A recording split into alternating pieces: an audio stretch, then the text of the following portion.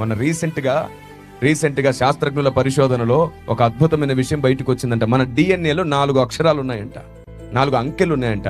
6, 5, 10, 5.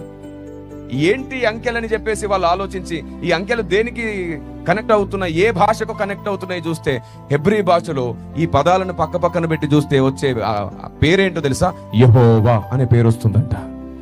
అంటే ప్రతి వ్యక్తి పైన దేవుడు తన ముద్ర వేసుకున్నాడు, వీళ్ళు నేను సృష్టించుకున్న ప్రజలు అని చెప్పడానికి. ప్రతి మానవుడి డిఎన్ఏలో దేవుని పేరు ముద్ర వేయబడినట్లుగా ఈ విషయం బయటపడిన తర్వాత ఇంక ఈ ప్రపంచంలో ఆయన సృష్టికర్త కాదని చెప్పడానికి ఎవరి దగ్గర ఆధారాలు ఉన్నాయి? ప్రతి మానవుడి డిఎన్ఏలో ఉన్నటువంటి అంకెలను అక్షరాలతో జతపరిస్తే యెహోవా అనే పేరు వస్తుంది. ఎందుకంటే హెబ్రీ భాష మొత్తం అంకెలతో ముడిపడి ఉంటుంది. ప్రతి వ్యక్తి పైన ఆయన ముద్ర. అందుకే నా పేరు పెట్టబడిన నా జనులు, దేవునికి స్తోత్రం కలుగును గాక. కాబట్టి చివరికి మానవ శరీరము కూడా మాట్లాడుతుంది ఆయనే దేవుడు అని చెప్పడానికి.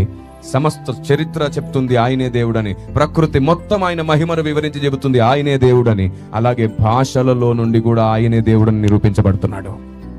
ఆయన పేరు నజరేయుడైన యేసు. ఆమేన్.